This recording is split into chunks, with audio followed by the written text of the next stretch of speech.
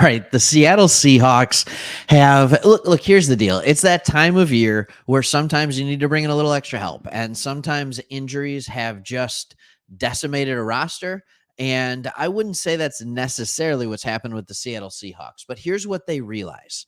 The Seattle Seahawks are 6-3. The Seattle Seahawks should be a playoff team this year, but also the Seattle Seahawks have a really tricky schedule going down the road. So we are going to look at who they just signed. Before we do that, if you are new to this channel, we're Lions fans. You see the lion back there. We have another channel, Sports Talk Detroit, but we love the NFL, and more so we love teams that are in small media markets. And so we love talking about the Seahawks. We think they're a solid team. And they just made an official move of a guy that's played a couple games for him already. But they officially made a move to bring in and sign, not practice squad, but sign Jason Peters to the active roster. He's on the 53. All right. So no more going back and forth, back and forth, back and forth. He's on the 53-man roster. He is there. He is 41 years old, and he will be 42 in January. All right. Schefter reported this. Seahawks are signing 41-year-old offensive tackle Jason Peters to their active roster from their practice squad for the remainder of this season. It is his 20th NFL season. Okay. His 20th NFL season.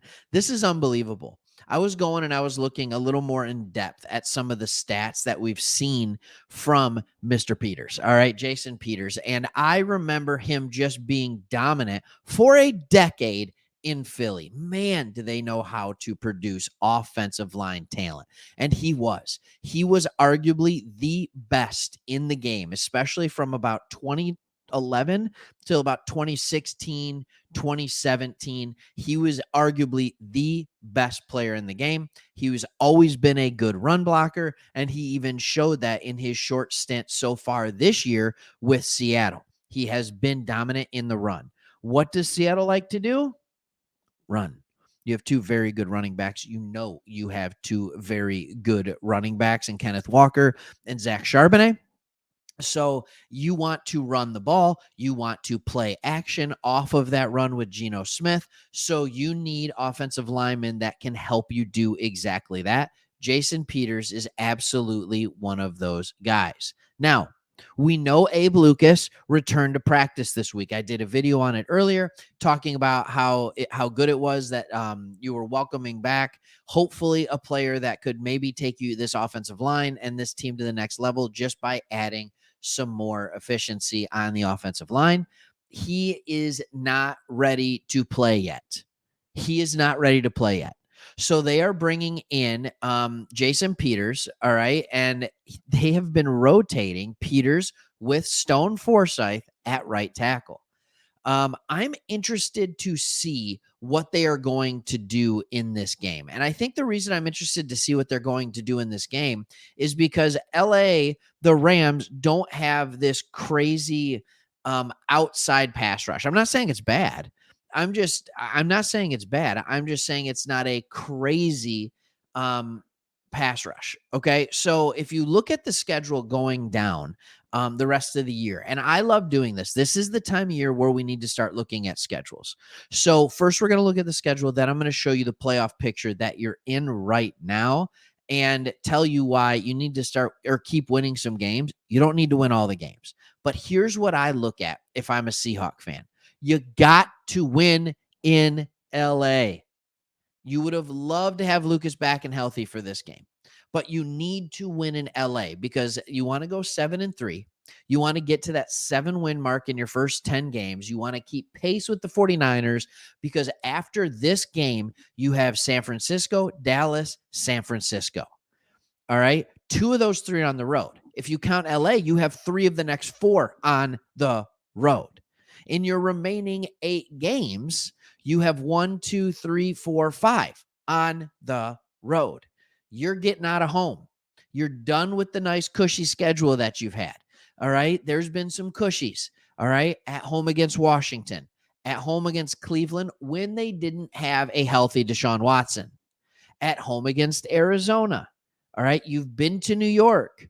You've been home against Carolina. Detroit, that was a solid win. Not happy about it. All right. So here's why this game is so big. One, you know you got throttled week one. It's time to prove that that was a fluke. Go into LA, get to 7 wins. All right. And then I'm going to go ahead and pull up another screen here that is just showing you kind of what the playoff picture looks like for you. So if you look, the Seattle Seahawks, you're playing the Rams, and then your next 3 games are against the 49ers here at the 3 spot, the Cowboys, and the 49ers. You can walk away from this 4-game stretch. I think you can do either thing just as easily.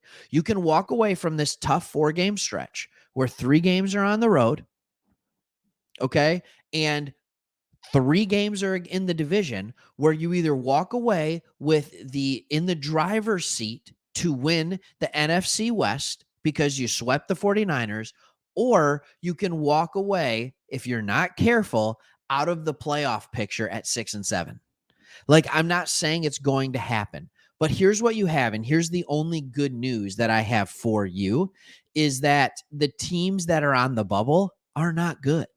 The Tampa Bay Buccaneers, the Commanders, the Falcons, the Packers, these Rams, the Bears, the Giants, the Cardinals, and the Panthers.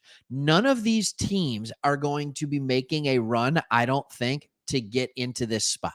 The only team that I could see making a run, getting themselves to about 500 football, like a 9-8 record, is the Bucs, because they play in the NFC South and they're going to have division games coming up. So this is one of the reasons you sign a guy like Jason Peters to your active roster, because one, he actually can still play a little bit. Even this year, his PFF grade on only 96 snaps, he has a 75.5 run grade and a 61.8 pass blocking grade. These are already better grades than Stone Forsyth. Okay, so he's there, but he has obvious weaknesses with his first step, his quickness, and his speed. Fast edge rushers can give him problems. He's still as strong as an ox. All right, so you want him there not only because he can play, but you also want him there because you want that veteran leadership and a guy who's been there, done that. He's played on a lot of playoff teams. He might have even been on a Super Bowl team when he was in Philly. I think he was. And so like you look at this and you're like, yeah, we want that experience on our team, but also you have to know. Like, you just got to know, like, the playoffs are real. Right now you're in the 5. You are 1 game away from being the 3. Okay? And you are 1 game away from being the 7. Like, that's this time of year. Every game matters. Every game counts. But nice to have that future Hall of Famer on your team, both in the locker room and on the field, because he can still do some things. I promise you. All right. Thanks for watching. Like, subscribe, leave a comment. How do you feel about the signing? What's your confidence level at going in for the rest of the year? Thanks for watching. See ya.